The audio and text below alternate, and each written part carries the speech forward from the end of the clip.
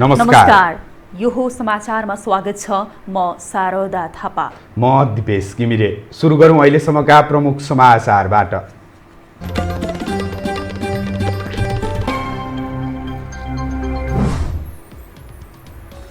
नेपालमा आज 293 कोरोना संक्रमित थपिए। ढलमा भाइरस भेटिँदैमा समुदायमा संक्रमण फैलिएको भन्न नमिल्ने तर्क।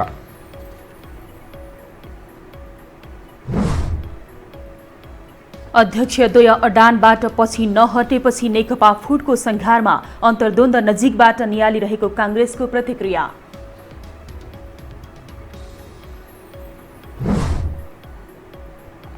दुई दशकको प्रतीक्षापछि मेलम्चीको पानी पाउनेमा काठमाडौँवासी आशावादी। आज 26 किलोमिटर सुरुङमा पानी छाडियो।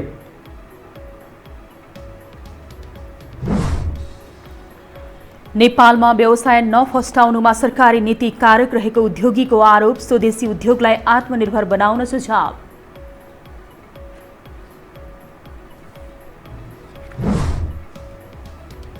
र कोरोनाले विश्वभर ज्यान गुमाउनेको संख्या 5,34,000 नाग्यो।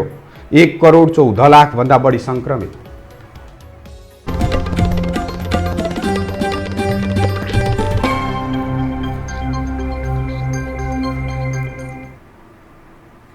अब समाचार विस्तारमा। नेपालमा थप 293 जना कोरोना भाइरस संक्रमणको पुष्टि भएको छ। स्वास्थ्य तथा जनसंख्या मन्त्रालयले देशैभर संक्रमितको संख्या 15,784 पुगेको जानकारी गराएको छ। त्यसमध्ये 9,203 जना संक्रमित विभिन्न अस्पतालका आइसोलेसनमा उपचार गराइरहेका छन्। मन्त्रालयका प्रवक्ता डाक्टर जागेश्वर गौतमका अनुसार आज मात्रै 132 जना डिस्चार्ज भएका छन्।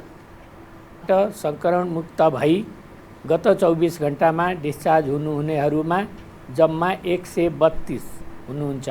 उहाँहरूको उपचार तथा हेरचाहमा अहोरात्र खटिनुभएका चिकित्सक, स्वास्थ्यकर्मी तथा अन्य सहयोगी शुभेच्छुकहरूलाई हार्दिक धन्यवाद दिन चाहन्छौँ। आज संक्रमण पुष्टि भएका मध्ये काठमाडौँ उपत्यकाका 30 जना रहेका छन्। काठमाडौँका 27, ललितपुरका 2 र भक्तपुरका 1 जनालाई कोरोना संक्रमणको पुष्टि भएको हो। प्रवक्ता डाक्टर गौतमले काठमाडौँको ढलको नमुना लिएर परीक्षण गर्दा कोरोना भाइरस देखिएकै भरमा समुदायमा कोरोना फैलियो भनेर भन्न नमिल्ने दाबी गर्नुभयो। यसरी ढलको पानीमा कोरोना भाइरसको पहिचान भए पनि यसको माध्यमबाट मानिसमा कोभिड-19 सर्न सक्ने सम्भावनालाई अध्ययनहरूले पुष्टि गरेका छैनन्। तैपनि अन्य संक्रमण रोगका कीटाणु प्रशस्त हुने हुनाले ढलको पानीको उचित प्रशोधन हुन भने जरुरी हुन्छ। प्रवक्ता डाक्टर गौतमले सरसफाई कर्मीलाई स्वास्थ्य सुरक्षाका सम्पूर्ण उपाय अपनाउन पनि आग्रह गर्नुभएको छ। पछिल्लो समय सत्तारूढ नेपाल कम्युनिस्ट पार्टी नेकपाका 2 अध्यक्ष केपी शर्मा ओली र पुष्पकमल दाहाल बीचको टकरावले पार्टीभित्रको विवाद उत्कर्षमा पुगेको छ। विवाद समाधानका लागि भन्दै आइतबार ओली दाहाल छलफलमा जुटे पनि कुनै ठोस निष्कर्षमा भने पुग्न सकेनन्। अध्यक्षद्वय आफ्नै अडानबाट पछि नहटेपछि नेकपा फुटको अवस्थामा पुगेको विश्लेषण हुन थालेको छ। एक रिपोर्ट।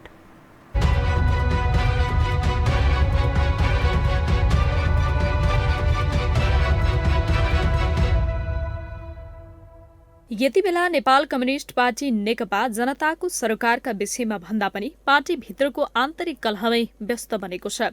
सरकारको नेतृत्व गरिरहेको नेकपा पार्टीभित्रको अन्तर्कलहमै रुमलिँदा कोरोना कहर लगायत जनसरोकारका विषय भने ओझेलमा परेको छ। एक हप्ता यता नेकपाभित्र आन्तरिक कलहले राजनीतिमा छुट्टै तरङ्ग ल्याएको छ। अध्यक्षद्वय केपी शर्मा ओली र पुष्पकमल दाहाल बीच पार्टी फुट्न नदिने उपाय खोज्न निर्णायक वार्ता गर्न भन्दै आइतबार बसेको बैठक पनि बिना निष्कर्ष नै टुङ्गियो। व्यक्तिगत स्वार्थका लागि नेताहरू बीचको लडाईँले देश, जनता र पार्टीले घाटा बेहोरिरहेको नेकपाकै नेताहरू बताउँछन्।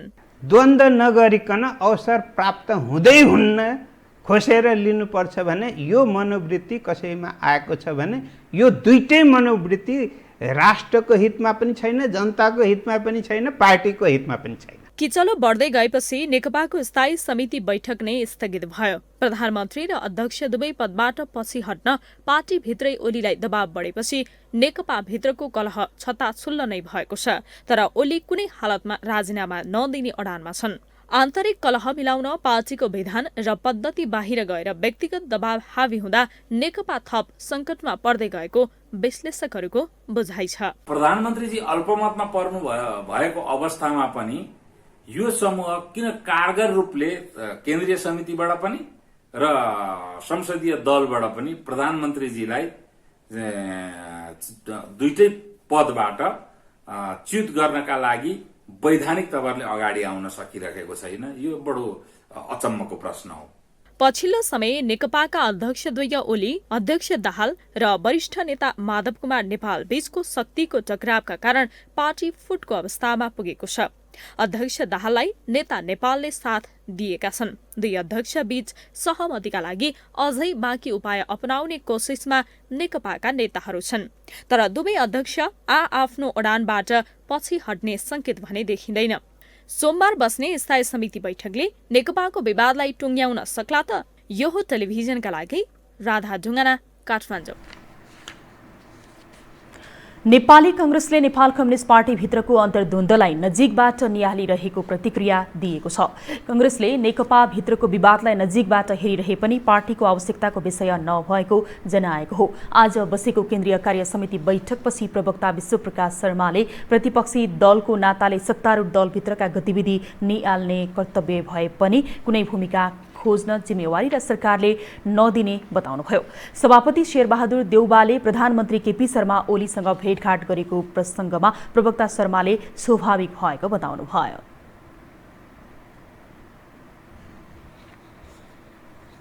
अधिवेशन आह्वान गर्ने र अधिवेशन अन्त्य गर्ने निश्चित स्थापित विधि र स्थापित परम्पराहरू छन्। प्रतिपक्षी दलसँग पनि परामर्श गर्ने प्रचलनहरू पनि छन्। केन्द्रीय कार्य समिति बैठकमा महाधिवेशनको कार्यतालिकालाई अन्तिम रूप दिने, नेकपा भित्रको विवाद र सभापति देउवासँग प्रधानमन्त्रीको भेटघाट लगायतका विषयमा छलफल भइरहेको छ।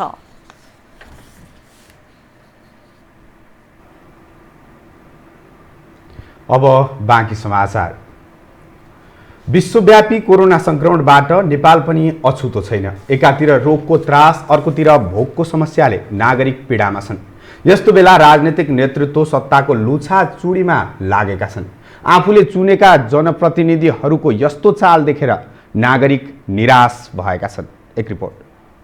झण्डै 2.5 वर्ष अघि नेकपाको बहुमतको सरकार बनेपछि देशमा स्थायित्व सुरु हुने र विकासको कामले गति लिने नागरिकको आशा थियो। तर आशामाथि कालो बादल मडरिन 2.5 वर्ष पनि लागेन। महामारीको बेला पनि सत्तारूढ दलकै नेताबीच कुर्सी जोगाउन र हत्याउन लुच्छा चुडी गरिरहेका छन्।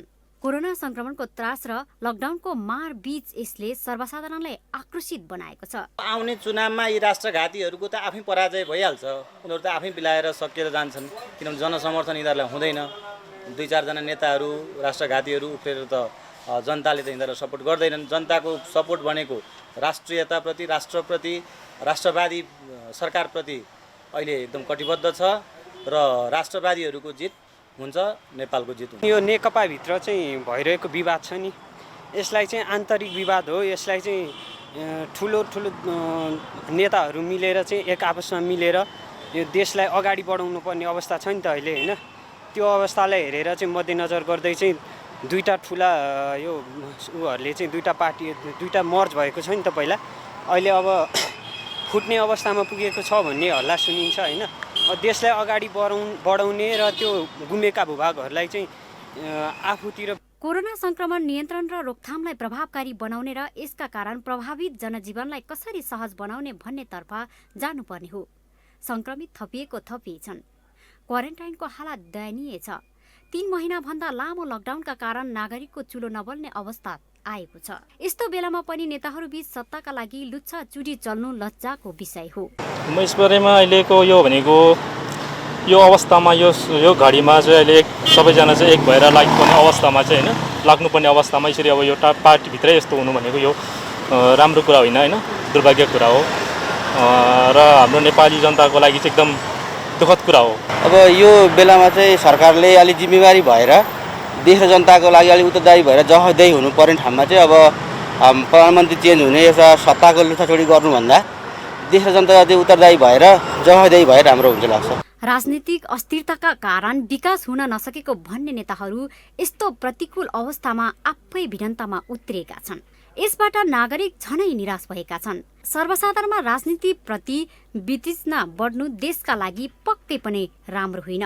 यो हो टेलिभिजनका लागि क्यामेरामा सञ्जय घिमिरेको साथमा लीलामाया ठटाल, काठमाडौँ। मेलम्ची खानेपानी आयोजनाको सुरुङमा आज पानी छोडिएको छ। 2 दशक लामो प्रतीक्षा समाप्त पार्दै सुरुङ मार्ग परीक्षण थालनीसँगै आयोजना नयाँ चरणमा प्रवेश गरेको हो।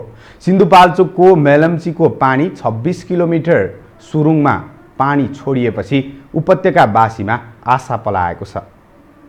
मेलम्चीको पानी परीक्षणका लागि सुरुङभित्र पठाउन सुरु गरिएको छ। सुरुङ मार्गको निर्माण सम्पन्न भएपछि परीक्षणका लागि आइतबारबाट पानी पठाइएको हो। 2 दशक लामो प्रतीक्षालाई समाप्त पार्दै सुरुङ मार्ग परीक्षण थालनीसँगै आयोजना नयाँ चरणमा प्रवेश गरेको हो। परीक्षणका लागि सुरुङमा प्रति सेकेन्ड 260 लिटरका दरले पानी प्रवाह गरिएको थियो। अन्तर्राष्ट्रिय मापदण्ड अनुसार 26 किलोमिटरको सुरुङ भर्न 20 दिनसम्म समय लाग्नेछ।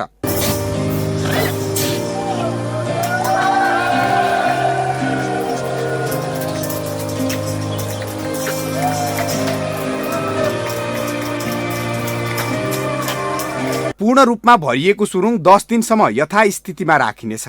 पानी भरिएकै दरमा खाली गर्न पुनः 20 दिनको समय लाग्नेछ। त्यसपछि नियमित रूपमा पानी पथान्तरण गरी नियमित रूपमा काठमाडौँका लागि उपलब्ध हुनेछ। सुरुङ खाली भएपछि सुरुङको अवस्थाको पूर्ण निरीक्षण गर्न करिब 7 दिन लाग्नेछ। तत्पश्चात कुनै समस्या देखिएमा आवश्यकता अनुसार तिनको समाधान पनि गरिनेछ। त्यसपछि नियमित रूपमा पानी पथान्तरण गरी काठमाडौँ उपत्यकाको वितरण प्रणालीको लागि पानी उपलब्ध हुनेछ। खानेपानी तथा सरसफाई मन्त्री बिना मगरले परीक्षणसँगै मेलम्ची आयोजनाका विषयमा उठ्ने गरेका सम्पूर्ण प्रश्नहरूको उत्तर मिलेको बताइन्।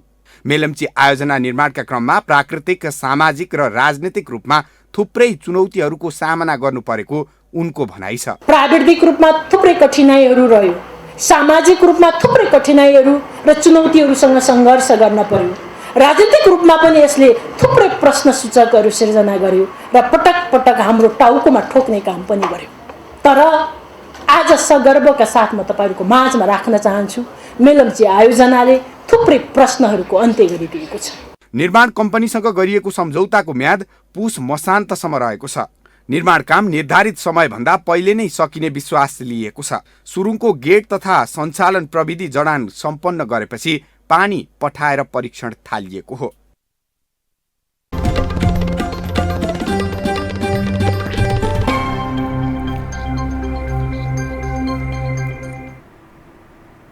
विश्रामपछि स्वागत छ। अब बाँकी समाचार। संवैधानिक आयोगमा पदाधिकारी बजेट समयमै उपलब्ध नहुँदा कार्य सम्पादनमा समस्या हुने गरेको छ। सरकारले अधिकार पनि नदिने तथा पदाधिकारी र बजेट समेत समयमा नदिँदा कार्य सम्पादनमा समस्या हुने गरेको हो। एक रिपोर्ट। संवैधानिक आयोग गठन भएको लामो समय बित्दा समेत अझै धेरै आयोगहरूमा पदाधिकारीहरू पूर्ति गरिएको छैन। संसदको महिला तथा सामाजिक समितिमा आयोगको प्रतिवेदन माथिको छलफलमा मुस्लिम आयोगको प्रतिनिधिहरूले बजेट र पदाधिकारी समयमै उपलब्ध नहुँदा कार्य सम्पादनमा समस्या भएको बताएका छन्। मुस्लिम आयोग अध्यक्ष समीम मिया अन्सारीले कुनै पनि संवैधानिक आयोगमा सरकारले पर्याप्त स्रोत साधनको व्यवस्था गर्न नसकेको बताए। रायको उत्थानको लागि आयोग गठन भएको भने यसको लागि पर्याप्त चाहिँ स्रोत साधन चाहिँ हुनुपर्छ। अन्यथा यो 50-60 लाख खर्च गर्नुको लागि यदि आयोग गठन भएको भने त्यो राज्यको 4 करोड 5 करोड रुपियाँ ढुकुटी किन सिध्याउने? त्योभन्दा राम्रो यो चाहिँ आयोगहरू विघटन गरिदियो भने राम्रो हुन्छ। मैले पटक पटक मिडियामा पनि बोलेको छु। आयोगको प्रतिवेदन माथिको छलफलमा सांसदहरूले मुस्लिम समुदायभित्र देखिएको समस्या समाधानका लागि काम गर्न आग्रह गरेका थिए। उनीहरूले पदाधिकारी र पैसा अपुग भएको भनेर काम रोक्न नहुने बताएका छन्। अहिलेसम्म महिला हिंसा चाहिँ त्यो भित्रै रुममा लिएर कतिपय कुरामा चाहिँ बाहिर नआउने कुरा मुस्लिम समुदायमा पनि हुन्छ। त्यहाँ आफ्नै विधि र आफ्नै नीतिहरू हुन्छन्। अब यहाँले पनि भन्नु होला तलाकका कुरा सचिवजीले भन्नुभएको थियो। तीनपल्ट तलाक दिए पछाडि चाहिँ सम्बन्ध विच्छेद हुने जुन समुदाय हो त्यसलाई कसरी चाहिँ महिलाहरूको अधिकारलाई स्थापित गर्न सकिन्छ भन्ने कुरामा पनि त्यहाँ ध्यान दिनुपर्छ भन्ने मलाई लाग्छ। हार्दिक अभिवादन व्यक्त गर्दछु। समिति सभापति निरुदेवी पालले मुस्लिम समुदायलाई राजनीतिक, आर्थिक, सामाजिक, प्रशासनिक र शैक्षिक क्षेत्रको मूल प्रवाहमा ल्याउन जरुर रहेको बताइन्। संवैधानिक आयोगहरूमा पदाधिकारी र बजेट समयमै उपलब्ध नहुँदा आएको काम औचित्यमाथि नै प्रश्न उठ्दै आएको छ। यसप्रति राज्य गम्भीर बन्न जरुर छ।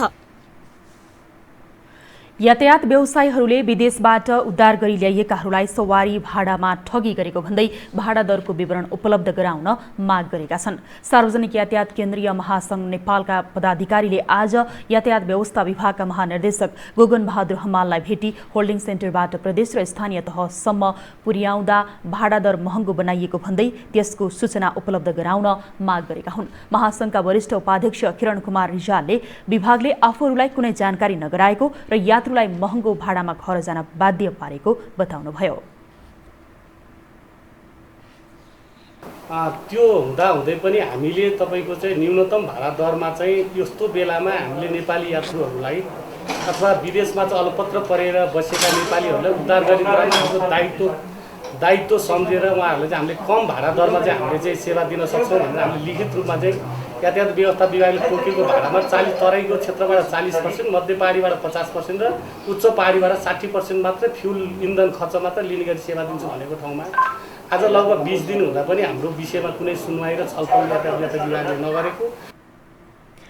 यातायात व्यवस्था विभागका महानिर्देशक गोगन बहादुर हमालले सीसीएमसी, नेपाली सेना र सम्बन्धित प्रदेश सरकारसँग समन्वय गरेर सवारी साधन उपलब्ध गराउन आग्रह गर्नुभयो।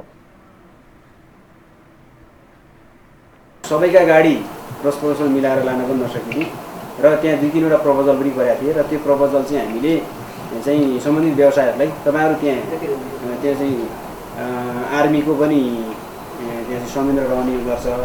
अर्को चाहिँ तपाईको 7 वटा प्रदेशको मन्त्रीहरूलाई पनि जिम्मेवारी तोकेको छ आफ्नो ठाउँमा पुर्याउनलाई। मन्त्रीहरूले चाहिँ आफ्ना सोकीहरू त्यहाँ राख्नु पनि भएको होला।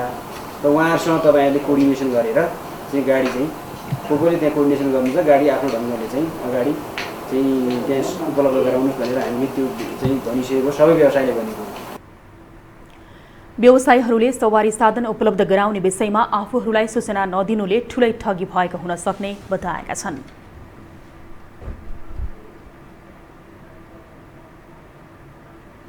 अब बाँकी समाचार। नेपालमा चैतदेखि जेठसम्मको समय अर्थात् वर्षा सुरु हुनुभन्दा अघिको प्री मनसुनमा धेरै चट्याङ पर्ने गरेको छ। नेपालमा हुने प्राकृतिक विपदमध्ये चट्याङका कारण भूकम्पपछि सबैभन्दा बढी मानिसको मृत्यु हुने गरेको पाइन्छ। यसबेला चट्याङको सम्भावित जोखिमबाट बच्नका लागि केही सावधानी अपनाउन आवश्यक हुन्छ। एक रिपोर्ट। वर्षा सुरु भएसँगै नेपालमा प्राकृतिक विपत्तिका घटनाहरू बढ्ने गरेका छन्। नेपालमा वर्षेनी 540 जति प्राकृतिक प्रकोपहरू आउँछन्, जसको 15% हिस्सा चट्याङले ओगटेको छ। गएको बुधबार एकै दिनमा चट्याङले 7 जनाको ज्यान लियो। सप्तरीमा 4, मोरङ, उदयपुर र कपिलवस्तुमा एक गरी एकै दिन यति धेरै मानिसले चट्याङ लागेर ज्यान गुमाए। गृह मन्त्रालयको तथ्याङ्क अनुसार 2077 साल सुरु भए यता करिब 2.5 महिनाको अवधिमा मात्रै नेपालमा चट्याङ लागेर 40 जनाको मृत्यु भइसकेको छ। 132 जना घाइते भएका छन्। प्राकृतिक प्रकोप भए पनि विकसित मुलुकको अभ्यास हेर्दा चट्याङको प्रकोपबाट हुने मानवीय र भौतिक क्षति केही हदसम्म रोक्ने गरेको देखिन्छ। तर नेपालमा चट्याङको बारेमा अनुमान र क्षति रोक्ने कार्य प्राथमिकतामा नपर्दा जोखिम बढिरहेको चट्याङविद डाक्टर श्रीराम शर्मा बताउँछन्। वास्तवमा पहिलो कुरो चट्याङ के हो, यो कतिखेर पर्छ भन्ने कुरा महत्त्वपूर्ण जान्नको लागि, जानकारीको लागि, जनचेतनाको लागि महत्त्वपूर्ण कुराहरू हुन्। चट्याङ विद्युतीय करेन्ट हो, यसबाट जोगिनको लागि हाम्रा घरहरूलाई पहिला त सुरक्षित बनाउनु पर्यो। घर सुरक्षित छ भने खेतबारीमा काम गर्ने मानिस चट्याङको आवाज आउने बित्तिकै घर आएर बस्दा सुरक्षित हुन सकिने विज्ञहरू बताउँछन्। खेतबारीमा काम गर्ने मानिस त्यस्तो बेला रुखमुनि ओत लागेर बसेको पाइन्छ, तर त्यसो गर्दा धेरै जोखिम हुन्छ। त्यसैले घरमाथि तामा वा पाताको त्रिशूल राखेर वा तामाको रडलाई जीआई पाता वा आल्मुनियमको पाताले मोडेर जमिनसम्म पुर्याएर काटिदियो भने जोगिने चट्याङविद डाक्टर श्रीराम शर्मा बताउँछन्। एल्युमिनियमको रड 10 mm जतिको रड चाहिँ छानाको माथि राख्ने, त्यसपछि त्यति मोटाइकै एउटा पाता भनौँ, तार भनौँ अथवा रडै भनौँ जमिनसम्म ल्याएर जमिन मुनि जसरी हामीले विद्युतको अर्थिङ गर्छौँ त्यस्तै हिसाबले अर्थिङ गऱ्यौँ भने हाम्रा गाउँघरका घरहरू पनि चट्याङबाट धेरै हदसम्म सुरक्षित हुन्छन्। त्यसका अब घरको आकार हेरिकन, प्रकार हेरिकन त्यसलाई सुरक्षित बनाउने विभिन्न तरिकाहरू। प्राकृतिक प्रकोप भएकाले चट्याङ रोक्न सकिँदैन, तर त्यसबाट बस्ने उपाय भने खोज्न सकिन्छ। चट्याङ परेको समयमा अग्लो ठाउँ वा अग्ला टावरको नजिक नबस्न र अग्ला रुखमुनि ओत नलाग्न विज्ञहरूको सुझाव छ। प्रायजसो जमिन र बादलको दूरी कम भइरहने पहाडी भूभागमा विशेष सजग रहनुपर्ने विज्ञहरू बताउँछन्। यो हो टेलिभिजनका लागि क्यामेरामा अजय तामाङको साथमा लीलामाया ठटाल, काठमाडौँ। निरन्तरको वर्षाले सर्लाहीको हुलाकी तथा ग्रामीण सडक हिलाम्य भएको छ। लामो समयदेखि मर्मत सम्भार हुन नसकेको र निर्माणाधीन अवस्थामा रहेका जिल्लाका सडक वर्षाले हिलाम्य भएपछि सर्वसाधारण मारमा परेका छन्। एक रिपोर्ट। सर्लाहीको पूर्व पश्चिम हुलाकी सडक सहित बाँके सग्रामपुर, फुलजोर त्रिभुवननगर, सलेमपुर, हिरापुर र अरू भित्री सडक हिलाम्य हुँदा पैदल हिँड्न र सवारी साधन सञ्चालनमा समस्या भएको छ। सरकारले सबैभन्दा बढी सडकमा नै लगानी गर्ने गरेको छ, तर सामान्य झरी पर्दा त्यही सडकमा हिँड्नै नसक्ने अवस्था आएको छ। यसको मारमा सर्वसाधारण परेका छन्। बारिश के मौसम में पुल न बनना से आवाज बंद हो जाए छै, धार रहे छै, गाड़ी घोड़ा न आबे जाए छै। हुलाकी रोड बहुत साल से बन रही सुनी थी। बहुत से साल से बन रहा है, लेकिन पूरा न हो रहा है। पूरा न हो रहा है। ये दोष के करे सब में? ये सब सरकार की कमजोरी, सरकार की कमजोरी है। सरकारी निकायको उदासीनताका कारणले त्यहाँको सडक निर्माण कार्य निकै सुस्त रहेको छ। तराईको लाइफलाइनको रूपमा लिने उक्त राजमार्गलाई सरकारले राष्ट्रिय गौरवको आयोजनाको रूपमा पनि घोषणा गरिसकेको छ।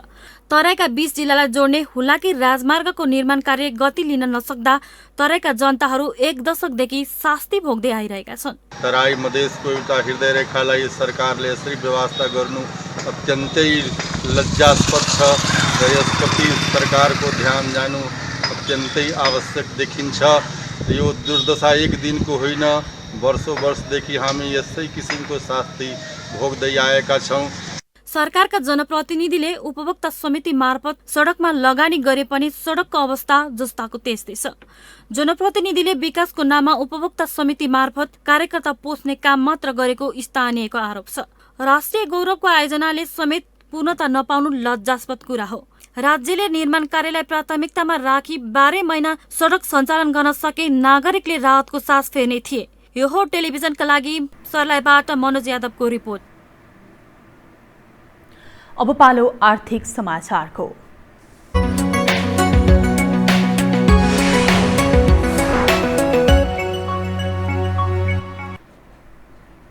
उद्योगी व्यवसायीले सरकारी नीतिका कारण नेपालमा उद्योग व्यवसाय फस्टाउन नसकेको बताएका छन्। उनीहरूले स्वदेशी उद्योगलाई आत्मनिर्भर गराउने नीति अवलम्बन नगरे अर्थतन्त्रमा थप जटिलता आउन सक्ने चेतावनी दिएका छन्। एक रिपोर्ट।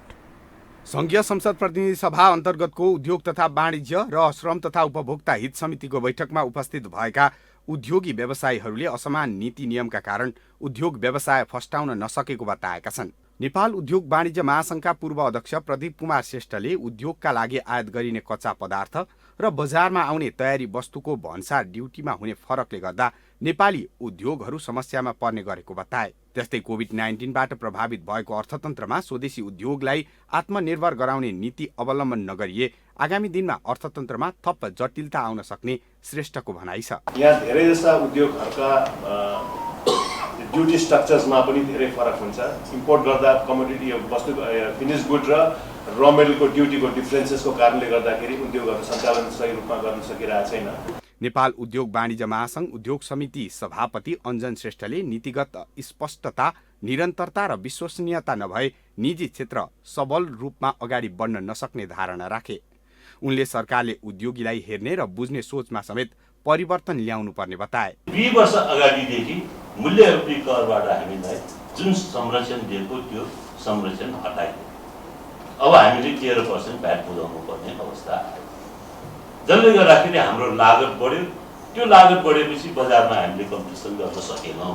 नेपाल कपडा उद्योग संघका अध्यक्ष शैलेन्द्र राज प्रधानले सरकारले कपडा उद्योगमा दिँदै आएको भ्याट छुट 2 वर्षदेखि बन्द गरिदिँदा उद्योगहरू आयातित कपडासँग प्रतिस्पर्धा गर्न नसकेको बताए।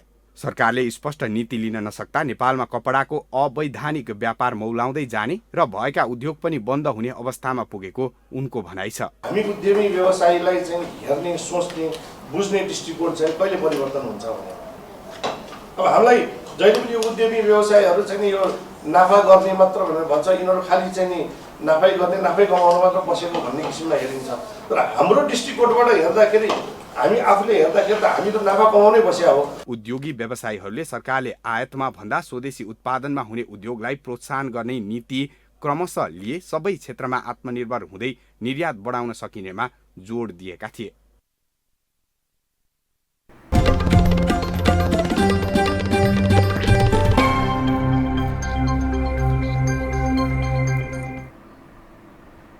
विश्रामपछि स्वागत छ। अब अन्तर्राष्ट्रिय समाचारको पालो।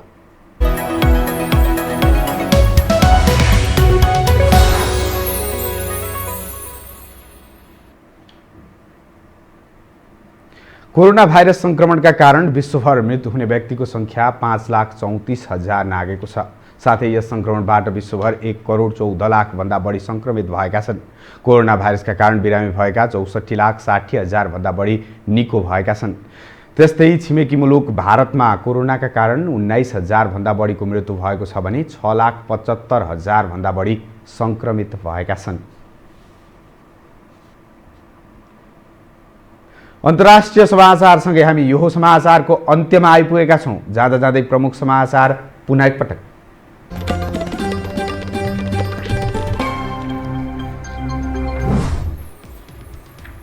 नेपालमा आज 293 जना कोरोना संक्रमित थपिए। ढलमा भाइरस भेटिँदैमा समुदायमा संक्रमण फैलिएको भन्न नमिल्ने तर्क।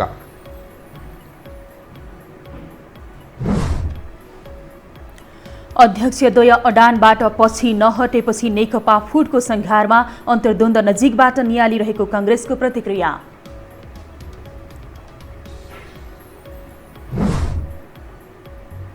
दुई दशकको प्रतीक्षापछि मेलम्चीको पानी पाउनेमा काठमाडौँवासी आशावादी।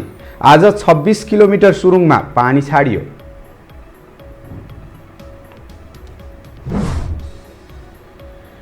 नेपालमा व्यवसाय नफस्टाउनुमा सरकारी नीति कारक रहेको उद्योगीको आरोप। स्वदेशी उद्योगलाई आत्मनिर्भर बनाउन सुझाव।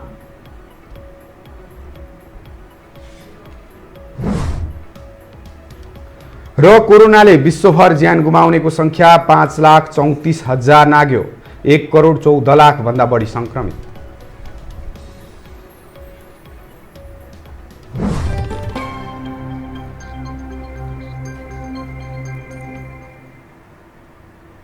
हवस् त यो समाचार अहिलेलाई सकियो। समाचार बुलेटिनका साथै यो टेलिभिजनका सम्पूर्ण कार्यक्रम यो खबर.com युट्युब र फेसबुकमा पनि पढ्न र हेर्न सक्नुहुनेछ।